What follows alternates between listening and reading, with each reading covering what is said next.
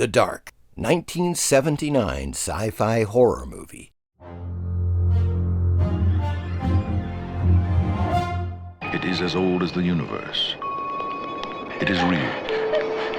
It is evil. And now, it is here.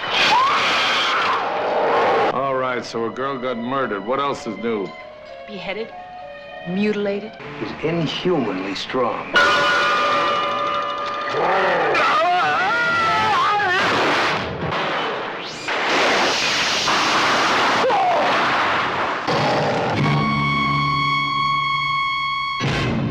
The Dark. The Dark, 1979 sci-fi horror movie, directed by Tobe Hooper and John Bud Cardos. Greetings, fiends. If you watch my videos with any frequency, you'll know that one of the last videos I made was about the 1987 sci-fi horror film, The Hidden. While doing research on the movie, I stumbled down a rabbit hole to another sci-fi horror flick that would eventually lead me to Kolchak the Night Stalker. The film is called The Dark from 1979, and while it's not a very good film, its history is compelling and absolutely worthy of a video. So let's dive right in.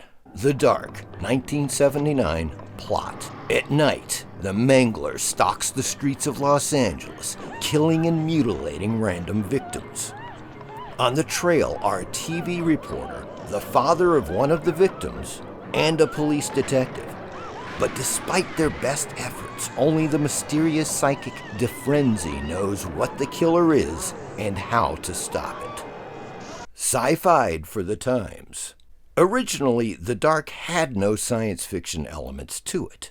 From the script stage all the way through to production, The Dark's antagonist was an abused autistic child who had been locked in an attic for his entire life. In the original script, his house burned down, allowing him to escape and take vengeance upon the outside world. Toward the end of the shoot, the film's producers decided to capitalize on the success of Alien, which also came out in 1979, and demanded extensive reshoots to change the killer into an extraterrestrial. Autistic killer or zombie. Conflicting descriptions of who or what the killer was before the infamous reshoots have persisted for years, with some versions saying that the killer was an escaped autistic adult who had been abused since childhood. However, in the novelization of the film based upon the original screenplay, the killer is a zombie-like being, most likely the resurrected cannibal madman Harmon Quaid, who was captured and lynched exactly 100 years ago to the day of the first killing in the film. Some of these descriptions made it into the theatrical cut of the film, such as the dead skin under the fingernails of the victims and the newspaper headlines stating, "The Mangler is a zombie." The appearance of the creature in the film matches exactly the description of the zombie, as in gray rotted face with red sores and matted hair in the novel. How and why Harmon Quaid was resurrected is never explained.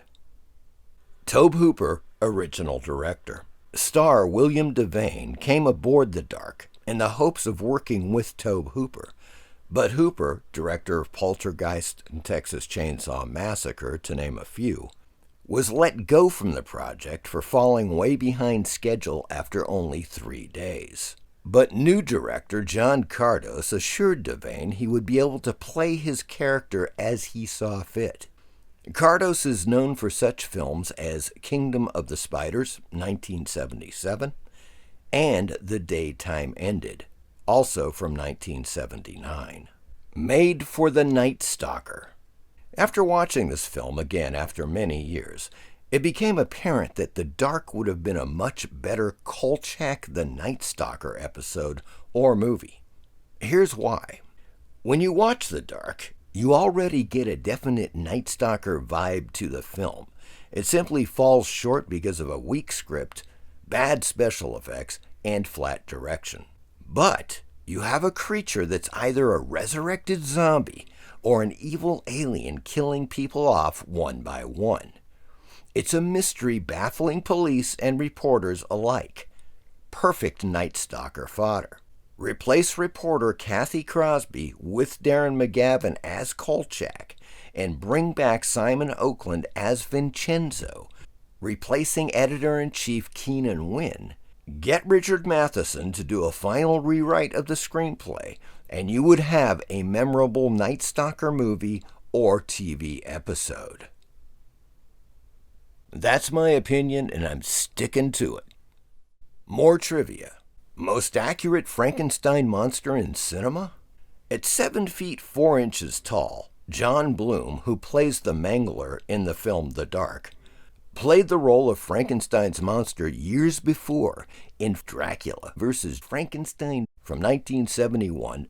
Bloom was the tallest actor to date to ever play the Frankenstein monster in the history of film, and the closest an actor playing the monster has ever come to the literary monster's height of 8 feet tall in the novel that introduced the character, Frankenstein or the Modern Prometheus, from 1818 by Mary Wollstonecraft Shelley.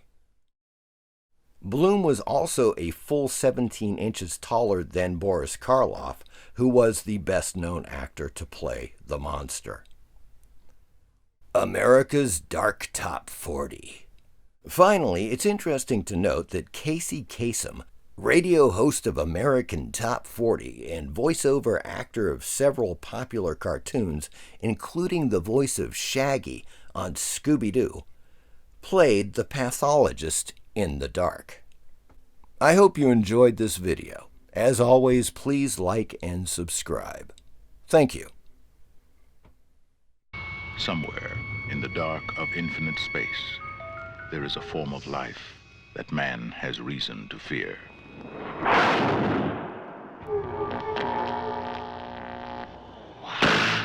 She didn't deserve to have her face torn to pieces just because she was alone at night on one of your streets. Well, I'd think that you people could tell us whether or not he was black, white, or... Whatever it is, gentlemen, he's inhumanly strong.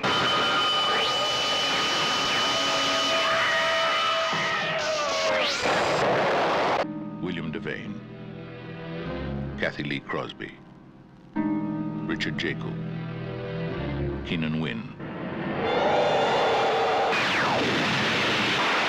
Once they have felt the terror of the dark, there is only one way on earth they will ever see the dawn. Are you prepared for the terror of the dark?